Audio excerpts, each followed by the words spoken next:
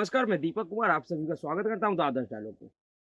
दोस्तों, दरअसल आजकल जो देश में विपक्षी दल है, या तो कह लीजिए उनका टाइम खराब चल रहा है या अब का जो विपक्षी दल है, उनके पास इतनी भी बुद्धि नहीं है कि किस मुद्दे को उसको उठाना है और किस मुद्दे पे बोलना है और किस पे चुप रहना है। शायद इतना भी समझदारी अब उनके पास नहीं रह गई है। जी हाँ, दरअसल कल सुप्रीम कोर्ट ने केंद्र सरकार के एक ऐसी योजना को सही साबित किया, एक तरह से उसे वैध माना और सुप्रीम कोर्ट ने टिप्पणी करते हुए कहा कि यह किसी भी तरीके से सरकार का मनमानी योजना नहीं है, यह देश हित में, सेना के हित में और देश के युवाओं के हित में है। सुप्रीम कोर्ट ने कहा कि सार्वजनिक हित अन्य विचारों से अधिक महत्वपूर्ण है। इसके साथ ही कोर्ट ने यह भी कहा कि अग्निपथ यो जी हाँ, दरअसल 16 जून 2022 को वर्तमान मोदी सरकार ने एक योजना की घोषणा किया था और ये योजना था अग्निपथ। जी हाँ, जिस अग्निपथ योजना के माध्यम से इस देश के लाखों युवाओं को रोजगार देने के लिए इस योजना की शुरुआत की गई थी। भारत के भविष्य को देखते हुए, भारत के युवाओं को भविष्य के देखते हुए इस योजना का शुरुआत किया गया था। उसी योजना पे सुप्रीम कोर्ट ने आज उस पे अपना मुहर लगा दिया कि ये योजना पूरी तरह से सही है, वैध है। दरअसल सुप्रीम कोर्ट ने कहा कि अग्निपथ मनमानी नहीं है। अभी इस अग्निपथ योजना पे फरवरी में दिल्ली हाई कोर्ट ने भी इस योजना को बरकरार रखा था और कहा था कि ये योजना पूरी तरह से ठीक है, इसमें कहीं कोई गड़बड़ी नहीं है। यह योजना देश हित में है, देश के युवाओं के हित में है। इसमें कहीं ऐसा कुछ भी नहीं है जिससे इस योजना को पे रोक लगाया जाए, इसे खारिज किया जाए या सरकार से इसे वापस लेने के लिए कहा जाए। उसी हाई कोर्ट के फैसले के खिलाफ गोपाल कृष्ण और वकील एमएल शर्मा, ये दो वकीलों ने दिल्ली हाई कोर्ट के फैसले के खिलाफ सुप्रीम कोर्ट में अपील किया था। उस अपील के ऊपर सुप्रीम कोर्ट ने कहा कि यह योजना मनमानी नहीं है। सुप्रीम कोर्ट ने कहा कि सार्वजनिक हित अन्य विचारों से अधिक महत्वपूर्ण है। इसके साथ ही कोर्ट ने यह भी कहा कि अग्निपथ योजना शुरू होने से पहले रक्षा भर्ती प्रक्रिया में चयनित हो चुके उम्मीदवारों को नियुक्ति का अधिकार नहीं है। सुप्रीम कोर्ट के आज इस फैसले के बाद हमें उन तमाम नेताओं के कुछ बयानों को भी देखना चाहिए कि किस तरह से जो विपक्ष में थे उस समय और जो नरेंद्र मोदी सरकार के साथ थे, उनके पार्टी के साथ गठबंधन में थे, उन नेताओं ने भी किस तरह से इस योजना के माध्यम से युवाओं के आड़ में नरेंद्र मोदी सरकार पे एक तरह का प्रेशर बनाने की कोशिश किया था, एक तरह का संदेश देने की कोशिश किया था कि अभी भी हम अपने राज्यों में ताकतवर हैं, हमारे पास अभी भी वह क्षमता है कि हम अपने राज्यों में आपके खिलाफ हिंसक प्रदर्शन करवा सकते हैं। जी हाँ, दरअसल इस योजना के खिलाफ पूरे देश में जिस तरह का विरोध प्रदर्शन हुआ, उसमें जो सबसे विवस्त तरीके से, हिंसक तरीके से जो प्रदर्शन हुआ, वो बिहार में हुआ था।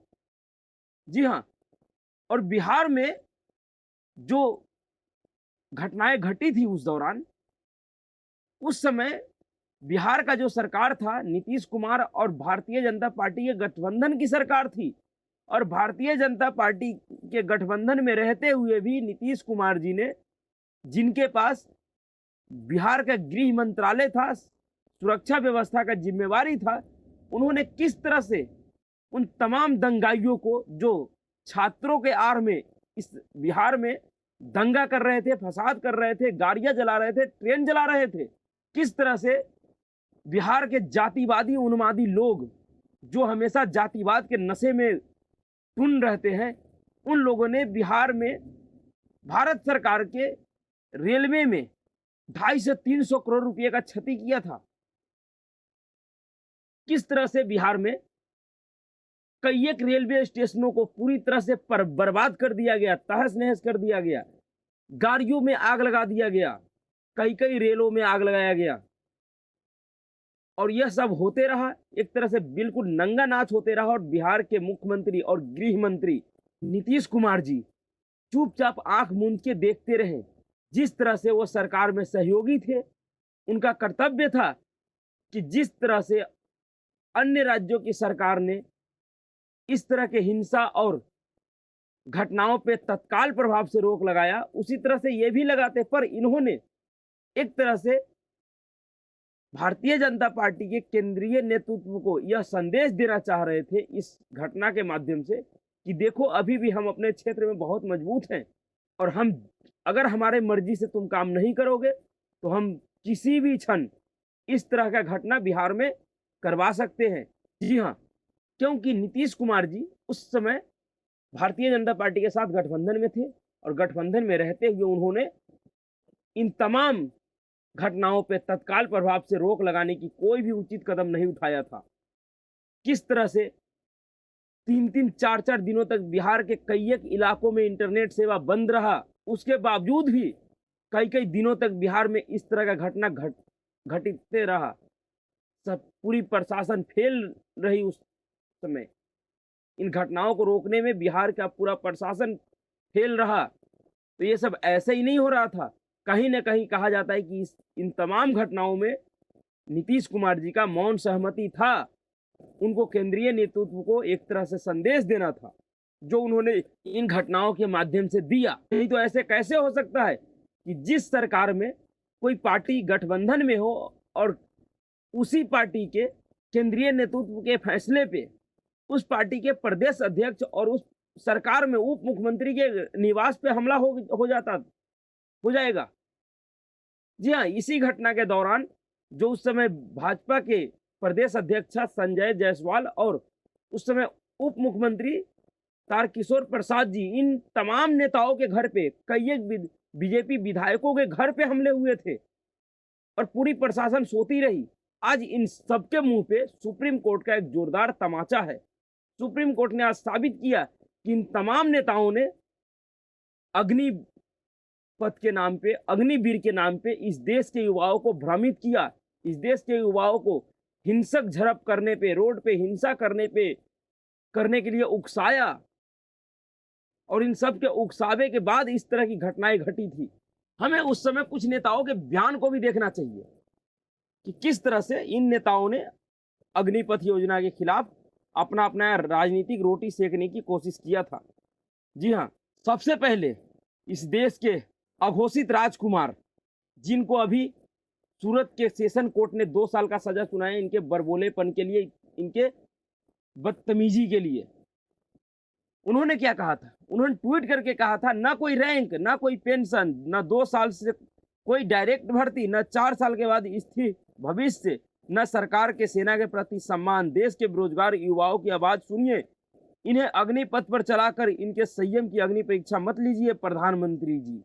दरअसल ये लोग उस समय युवाओं को प्रवोक कर रहे थे कि तुम और हिंसा करो, और आगजनी करो, और दंगे फसाद करो। उसके बाद इन्हीं की बहन, जो अघोषित राजकुमारी है इस देश का, प्रियंका गांधी ने क्या कहा था? अग्निपथ योजना देश के युवाओं को मार डालेगी। देखिए किस तरह के शब्द इस्तेमाल कर रहे थे कि अग्निपथ योजना देश के युवाओं को मार डालेगी, सेना को खत्म कर देगी। इस सरकार की मंशा देखो और इसे गिराएं। ऐसी सरकार लाओ जो देश के प्रति सच्ची हो, देश की संपत्ति का रक्षा करे। मैं आपसे शांतिपूर्ण विरोध करने का आग्रह करती हूँ, लेकिन रुकना नहीं। एक तरफ तो ये कह रहे हैं कि इस सरकार को गिराओ। अरे कोई चुनी हुई सरकार चुनाव से पहले कैसे गिर सकती है? एक तरह से साफ साफ इन लोगों ने इस देश के युवाओं को प्रवोक किया हिंसक घटनाएं करने पे। उसके बाद एक और दिल्ली का गिरगिटानंद स्वामी, नटवर लाल दिल्ली का, उसने क्या कहा था? सेना भर्ती में केंद्र सरकार की नई योजना का देश में हर तरफ विरोध हो रहा है, युवा बहुत नाराज है, इसकी मांग एकदम सही है। सेना हमारे देश की शान है, हमारे युवा अपना पूरा जीवन देश को देना चाहते हैं, उनके सपनों को 4 साल में बांध कर मत रखिए।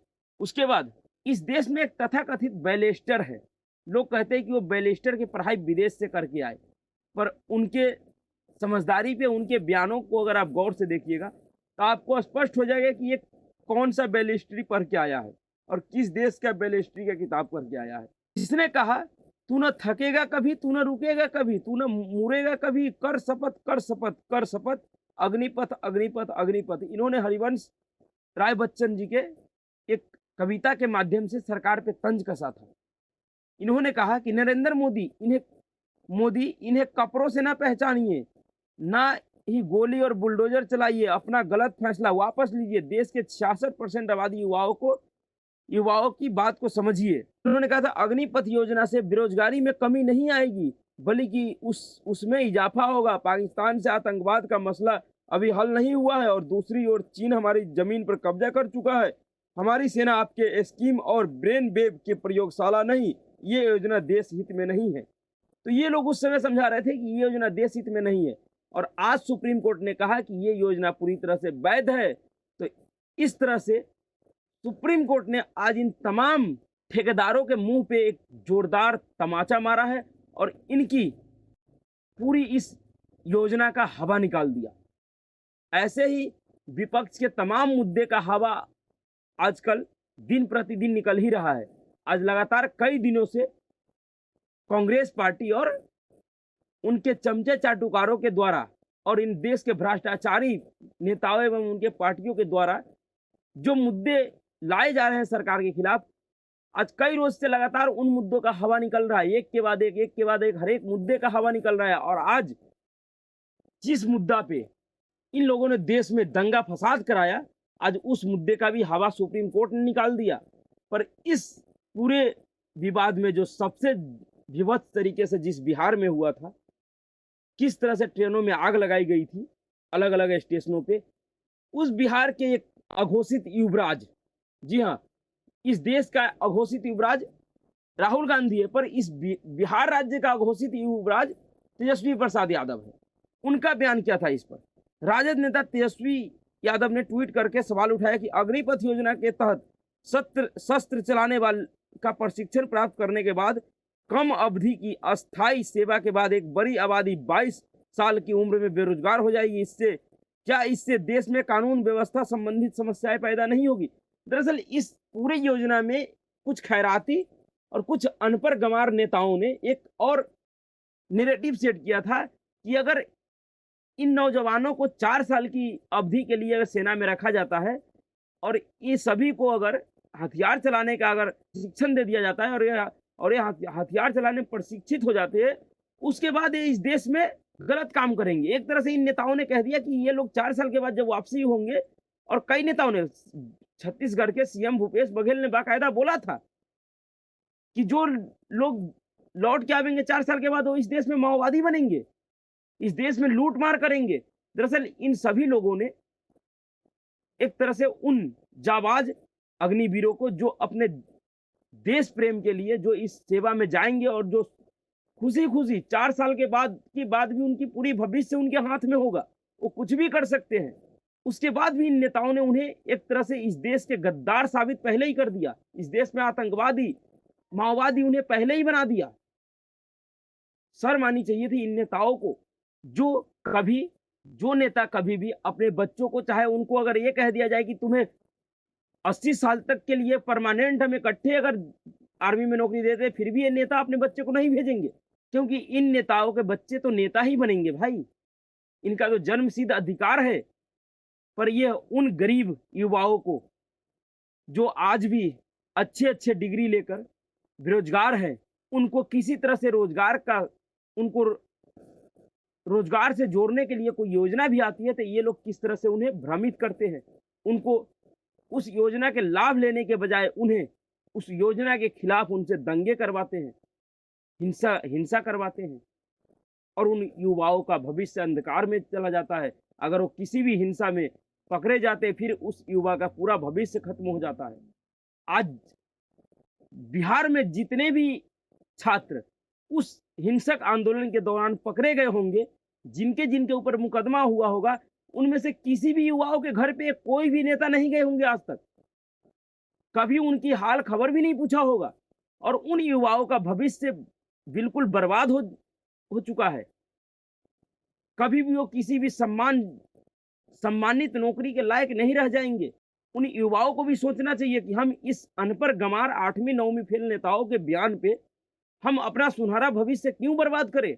यह बहुत जरूरी है, ये सोचना बहुत जरूरी है कि इन जैसे गंवार नेताओं के बातों पे हम अपना भविष्य बर्बाद नहीं करेंगे। नहीं तो हमेशा ये नेता अपना कुर्सी बचाने के लिए, अपने परिवार को नेता बनाने के लिए, अपने बच्चे को, अपने पूरे वंश को इस देश और इस राज्य के मालिक बनाने के लिए आपको इसी तरह से भरमाएँगे, इसी तरह से आपको मूर्ख बनाएँगे और आपसे हिंसा आगजनी करवाएँगे और अपना राजनीतिक रोटी सेकेंगे। इसलिए इन जाहिल नेताओं से सावधान रहिए। किसी भी योजना को पूरी तरह से समझिए, पहले उसमें अपना हित देखिए कि आपका हित उसमें है या नहीं है। अगर लेश मात्र भी आपका हित उससे जुड़ा हुआ है, तो आप कभी भी किसी भी योजना के खिलाफ, किसी भी नेता के बहकावे में आकर ऐसा कोई भी काम ना कीजिए जिससे आपके भविष्य के ऊपर ग्रहण लग जाए। तो अभी के लिए इतना ही। अगर आप सबको वीडियो अच्छा लगा तो वीडियो को लाइक कीजिए, शेयर कीजिए और चैनल को सब्सक्राइब ज़रूर कीजिए। नमस्कार।